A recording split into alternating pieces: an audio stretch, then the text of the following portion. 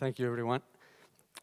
75% to 85% of the global emissions that in the whole supply chain of the meat and egg production comes from the feed. So feed is a great opportunity to be really sustainable. So what we have in front is basically what we have seen or we have been told many times. We're going to be 9 million persons by 2050. And this is not only because of the growth population is clear, but also we will have together with that a higher demand of animal protein, not because only of the amount of population, but also because of all these people are moving into the cities and they have higher income. Our responsibility is to have safety, to have quality food and safety food. And of course, what we have to have in mind is what every day we do, our ecological impact. So this is called the affluence, what every day we consume, what every day we do. So this is something that we need to be aware of. For instance, all the activities that produce carbon, all the species that we are taking from the oceans, the cropland that we need to feed our layers, the trees that we are taking from our forests, etc., etc. And of course, we will need also more land to put more houses. So it's really challenging what we have in front. So we have to be aware that the development that we have conceived nowadays is not sustainable anymore. So we have to have this sustainable development, as the United Nations have recognized it, that has to be a development that meets the needs of the present without compromising the ability of future generations to meet their own needs. This is very important to think about what are we gonna leave to the future generations. So in order to have in mind this future sustainability of the food value depend on innovation. So therefore we see sustainability as we see it from the feed perspective. We see that we need to have a sustainable nutrition. So of course we have to offer quality food, we have to offer safety, but we have to be efficient. This is one of the best ways to be sustainable. And of course, think about the ecological footprint that we have. We have to listen to the customers, we have to understand their need, we have to be ethical what we are doing with our products, because we are delivering food. Because of this demand of population, we have to offer a product, but also we have to offer a product in affordable way. We have to offer affordable food. And of course, we have to use in a better way the resources that we have currently. The strategy is to use the technology, and what we have today is animal welfare, gut health concepts. That means we have to use less antibiotics, for instance, or what we have already discussed about the red mite and so on.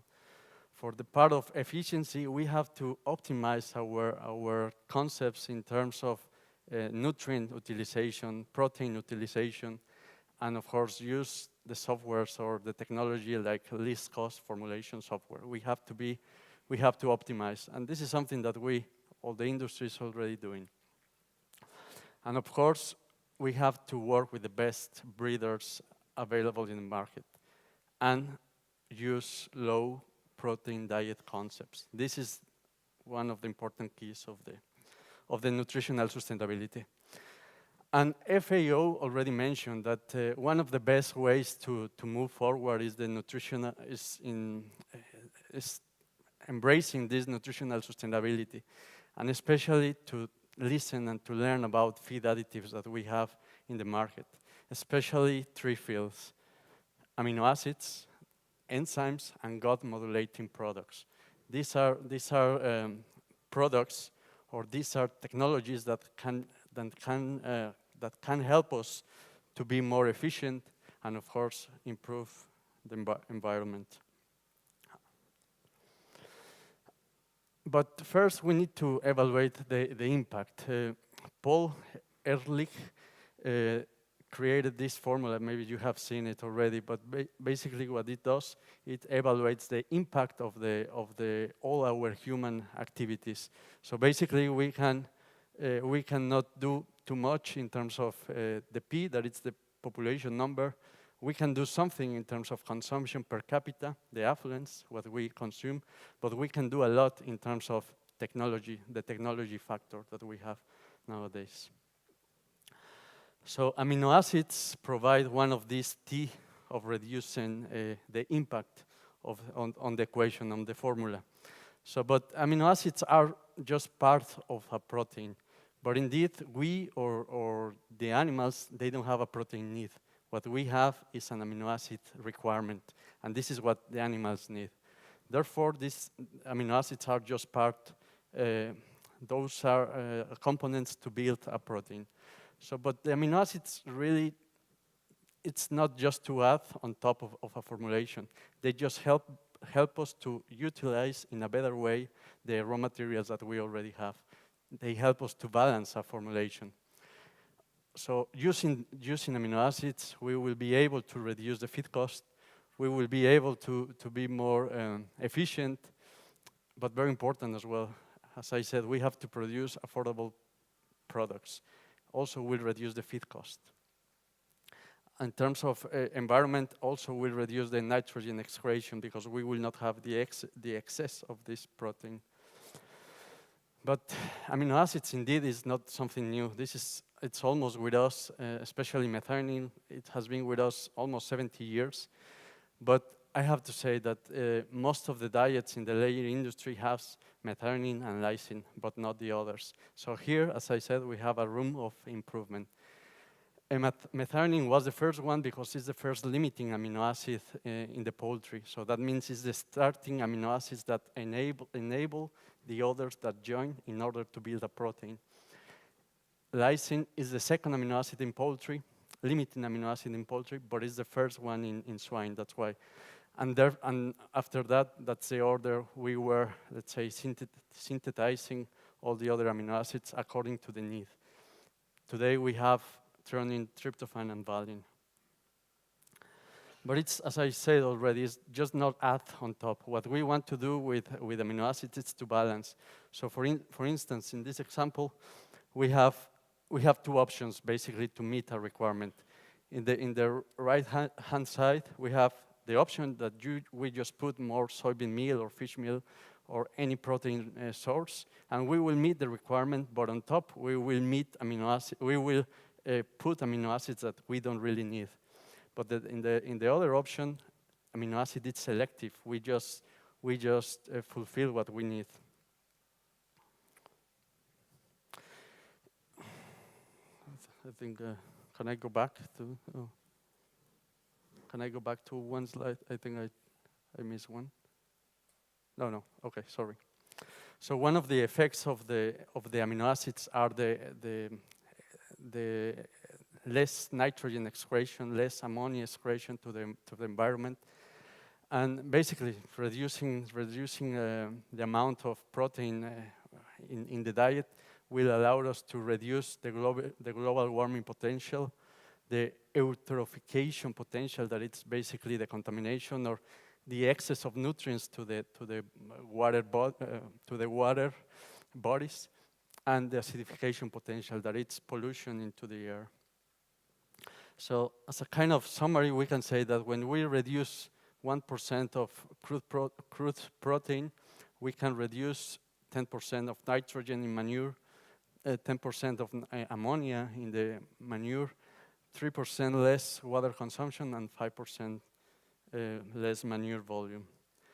But here, I just want to think in the world that we have nowadays and think a little bit on the future. The future looks interesting in terms of challenges.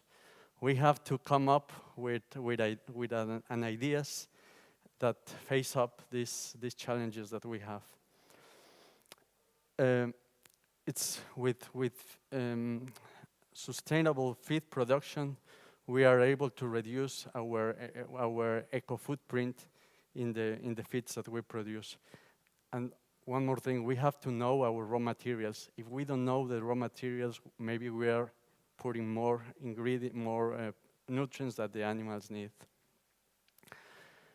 For instance, when we produce sustainable production, feed production, we are able to reduce in the aquaculture, in the salmon production, from 40% to 50% the use of fish meal, and this will allow to reduce the cost of wild fish in the ocean, in our oceans. Biodiversity, we have to think about our cropland. To think about the biodiversity. When we are using less ingredients, of course, we are reducing the pressure to